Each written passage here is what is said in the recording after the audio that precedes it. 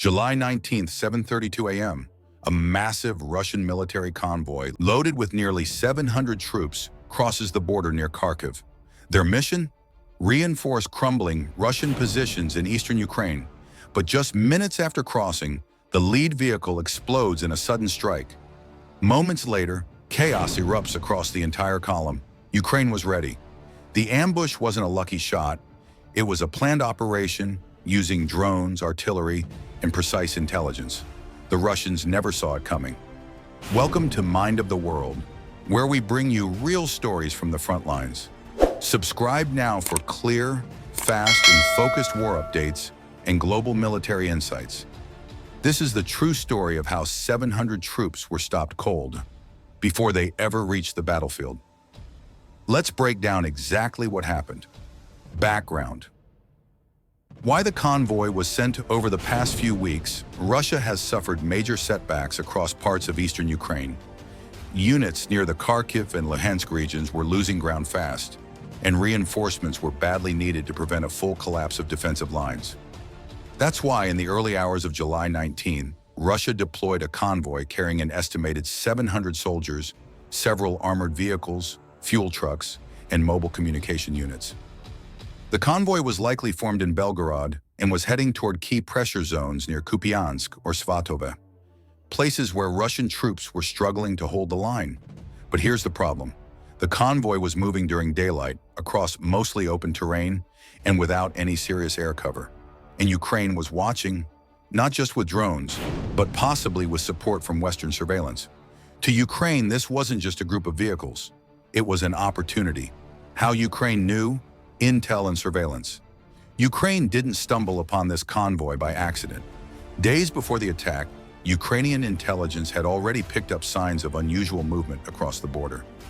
Drones flying along key crossing points spotted long lines of trucks and armored carriers being assembled inside Russia, likely in the Belgorod region. Satellite data, possibly shared by Western allies, confirmed that a large convoy was preparing to move. Ukraine knew what this meant. Fresh troops headed toward a weak point on the front line, and that gave them time to prepare. Ukrainian forces started tracking the convoy's route. Every checkpoint, every delay, and every possible turn. By the time the Russian vehicles rolled toward the open terrain near the border, Ukraine had drones in the air, artillery ready, and firing coordinates locked in. It wasn't just good luck. It was a mix of local reconnaissance, drone surveillance, and strategic patience. Ukraine didn't attack right away. They waited for the perfect moment, and when that moment came, they hit hard. The ambush strike details. At around 7:30 a.m., the Russian convoy rolled into a stretch of open terrain near the Ukrainian border, a flat, exposed area with little natural cover. To the soldiers inside, it probably looked like a routine movement, but what they didn't know was that they had entered a kill zone. The first strike came without warning. A precision artillery shell landed directly on the lead vehicle, blocking the front of the convoy. Seconds later, Ukrainian drones appeared above the trucks. Fast, silent, and loaded. They began dropping explosives on key targets, fuel trucks, command vehicles, and troop carriers. Within minutes, the rear of the convoy was also hit, cutting off any chance of retreat. Trapped between burning vehicles and falling drones, the soldiers had nowhere to run. Some scattered into the nearby brush. Others tried to take cover behind wreckage. But Ukrainian fire didn't stop. Artillery teams targeted movement. FPV drones followed fleeing soldiers. One by one, the convoy was dismantled from the air and ground. By the end of the attack, dozens of vehicles were destroyed. Up to 400 Russian troops were reported killed or wounded. The rest were forced to retreat, without vehicles, supplies, or a clear command. The entire ambush lasted less than 30 minutes, but its impact was massive.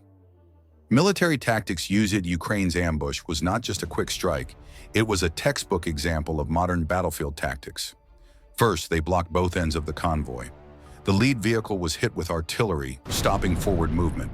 Then minutes later, the rear vehicles were struck, trapping everyone in between. With nowhere to go, the Russian troops were boxed in, a classic kill zone setup. Next, Ukraine used drones not just for surveillance, but for attack. FPV drones flew low and fast, carrying small bombs that were dropped directly on trucks, troop carriers, and exposed soldiers. These drones targeted key points: fuel tanks, radios, officers, to create confusion and panic. But what made this ambush even more effective was timing and coordination. Artillery units adjusted their fire based on real-time drone feedback. Each strike was guided, not guessed.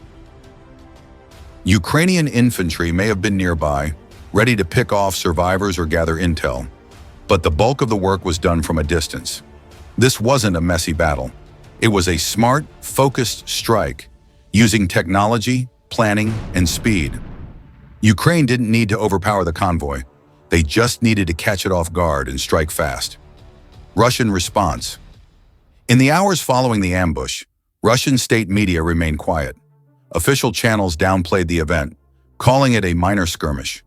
But local Telegram channels and leaked videos told a very different story, one of burning trucks, scattered bodies, and panicked survivors trying to escape on foot. Within 24 hours, Russian military bloggers, even some pro-Kremlin voices, began to admit the truth. A full convoy had been ambushed, with heavy losses. Some claimed the route was poorly chosen. Others blamed commanders for moving in daylight without air cover. The finger-pointing began immediately. Russian forces attempted to launch a drone sweep over the area, hoping to locate remaining Ukrainian units or destroy any evidence. But by then, Ukraine had already pulled back, leaving only wreckage behind.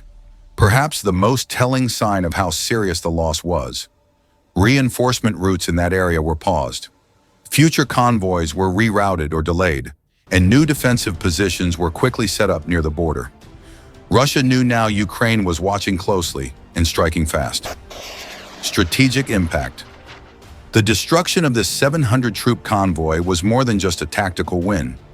It sent a loud and clear message across the entire front. First, Russia lost valuable manpower and equipment. These troops were meant to reinforce frontline positions already under pressure. Their loss means Russia must now defend with fewer soldiers and slower supply. That weakens not just one area, but the entire Eastern Front. Second, it proved that Ukraine still holds the advantage in intelligence and precision strikes. The ability to track, plan, and eliminate such a large target quickly and from a distance shows just how effective Ukraine's coordination with drones, artillery, and satellite support has become. And finally, it's a boost to Ukrainian morale.